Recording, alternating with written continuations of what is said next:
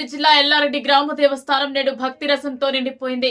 అయ్యప్ప స్వామి దీక్షపరులు ఆదివారం ఆలయంలో ప్రత్యేక పూజలు నిర్వహిస్తుండగా ఆధ్యాత్మిక వాతావరణం మరింత ఉజ్వలమైంది. ఈ సందర్భంగా ప్రత్యేక పూజల్లో పాల్గొన్న మాజీ జెడ్పీటీసీల ఫోరం రాష్ట్ర కార్యదర్శి ఉమ్మనగారి మనోహర్ రెడ్డి ప్రతి ఒక్కరూ ఆధ్యాత్మిక మార్గంలో నడవాలని, ధర్మపదంలో సాగాలని పిలుపునిచ్చారు.